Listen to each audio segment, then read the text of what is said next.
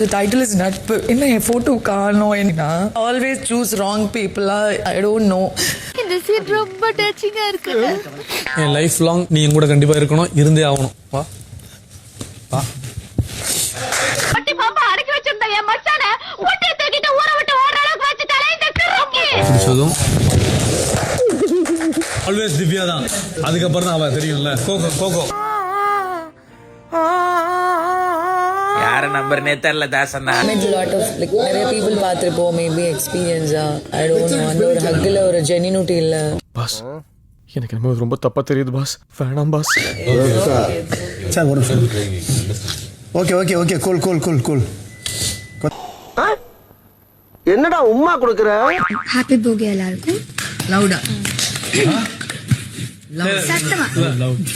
நீங்க ஏதோ சொன்னீங்க, ஆனா என் காதுல இது ராங்கா விழுந்தது. நான் ஓப்பனா கேக்குறேன். எனக்காக அழுவுறியா? 18 லட்சம் ரூபாய் போச்சு அழுவுறியா? 18 லட்சம் தான். கருப்பேன் குசும்புக்காரன் காட்டி மாடு இருக்கணும். அல்வா விடணும், பெட்டி தூக்கிட்டு போயிட்டே இருக்கணும். ஃபைனல் அடிக்கிறதுக்கும் வயிற்றுச்சல் படுற. 18 லட்சம் ரூபாய் அத்ததுக்கும் வயிற்றுச்சல் படுற. என்ன நீ கேட்ட ஒவ்வொரு கேள்வி என்ன செருப்பால் அடிச்ச மாதிரி இருக்கு.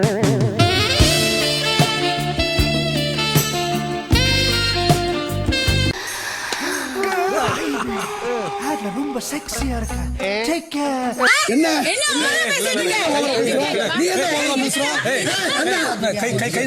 உனக்கு ரொம்ப கோபம் வருதே.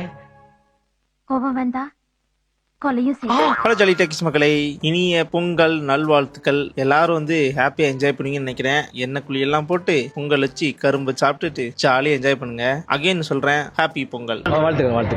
அதுக்கப்புறம் சாண்ட்ரா வந்துட்டு எனக்கு வீட்டுக்குள்ள யாருக்கிட்டையும் அவ்வளோ பழக்கம் கிடையாது. ஆனா முத உள்ள வந்துன்னு என்ன ரொம்ப க்ளோஸ் ஆனதே இந்த திவ்யா கிட்ட தான். ஆனா அந்த திவ்யா கிட்டும் எனக்கும் வந்து அப்படி இப்படின்னு ஒரு மாதிரி பிரச்சனை போச்சு. பட் அவ கூட தான் நான் டிராவல் பண்ணணும் அப்படின்னு ஆசைப்படுறேன் அப்படின்னு சொல்லிட்டு இருக்கும்போது திவ்யாவோட ஃபேஸை காட்டினாங்க. அப்போ வந்து திவ்யாவோட வந்து கீழே குனிஞ்சிட்டு நீ பேசு, உனக்கு பொய் சொல்லியா சொல்ல தர, இன்னும் நீ பாட்டு உருட்டுமா உருட்டு அப்படின்னு நினைச்சிருப்பாங்க.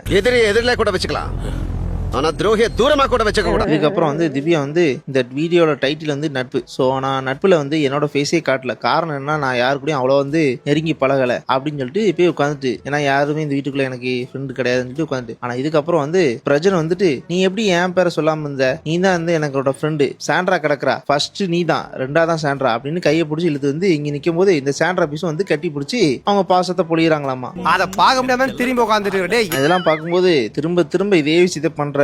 எங்க போய் முடிய போதோ தெரியல. ஓ குடிக்கிற கேப்ல கதை கேக்குறனாயா?